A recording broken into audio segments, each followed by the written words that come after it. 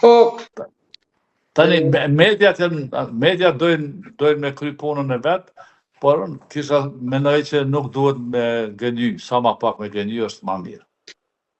ndërkohë që sot RTK-ja ka publikuar një video tjetër që komunikon me Radoj Qiqin, i thot miku im i madh.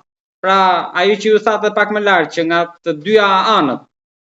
Radoj Qiqi ka komuniku me të gjitha. Radoj Qiqi ka punu në Kosovë, Radoj Qiqi ka marrë tendera, ka ndërtu shkolla, ka ndërtu rrugë, ka shit kësi zhavar, ajo është bë milioner në Kosovë dhe parët i ka që i ka investu pastaj në Sërbi. Ajo është qytetar realisht i Kosovës me origjinë nga Gjakova.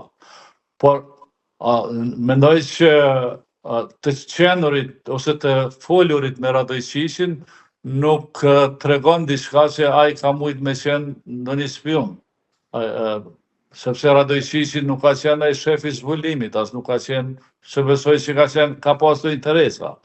Por, Radoj Qiqi ka qenë figurë politike, me ndikim në listën sërbska, me ndikim të Vučići, dhe kombinimet mund të kenë qenë këtë variant, që ky të ndikoj përmes Vučićit, përmes Radoj Qiqit, tek Vučići dhe Vučići pastaj me zgjedh problemet me listën sërbska në institucionet e Kosovës.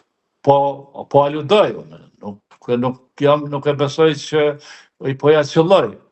Por me qenë se po flasin gjithë me aludime, edhe unë po aludoj se kështu ka mujt me qenë.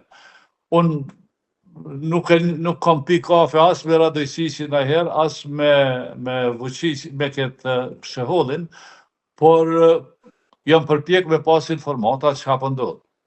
Si çdo politikan që përpiqet me ditë çfarë po ndodh në Kosovë. Zoti Aliti, po janë të shumë të personazhe si punë e shehollit që janë tashmë qoftë media, në prime time, po qoftë edhe në politika apo institucione të tjera, pra në dijenin tuaj, jo në tërësi, po qoftë edhe konkretisht. Shiko, na kemi një problem i cili do të duhej me u zgjedh. Por Kosova për 100 vjet e ka qenë e sunduar me Serbisë. Shërbimet që kanë qenë edhe të kohës Serbisë së vjetër, edhe të kohës Jugosllavisë së vjetër, derisa më thënë, edhe në kohën e Jugosllavisë së re të Titos, kanë punuar fort në Kosovë. Ju duhet ta dini që divizioni i ushtrisë serbe në Kosovë, vetëm divizioni i Prishtinës ka pas 30.000 ushtarë. Dhe 30.000 ushtarë duhet me mbulu edhe me shërbime, edhe me gjitha ato që i ka një shteti organizuar.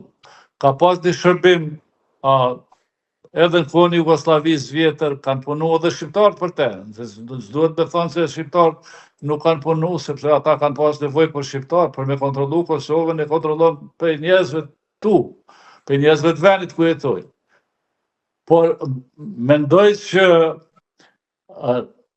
është dashtë ligjërisht me i rregullu këto çështje. Nuk po them se ka në media, nuk i kontrollojnë media, i kontrollojnë gjithçka.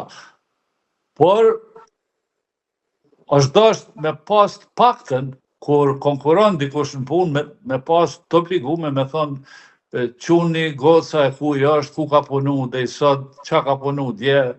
Këto gjona, kur njeriu fillon me punu në shtet, edhe futet në politik, edhe merr detyra që kanë bëjnë me interesat e shtetit dhe me sigurinë e shtetit, duhet me qenë njerëzit e filtruar fort mirë, se kështu funksionon krejt botën, nuk po them unë se na kemi një averzion. Ju në Shqipëria atje jo sigurimi i shtetit dhe ne që janë për mu pralla, se shërbimet e shtetit punojnë për me siguru jetën e qytetarëve, për me pas një siguri, për me rujt ato që ligjërisht duhet me rujt. Por dikush kur punon për shërbime të huaja duhet me pas një qëndrim në IT ose duhet me pas një kontroll më të madh se çfarë po bën ai tani.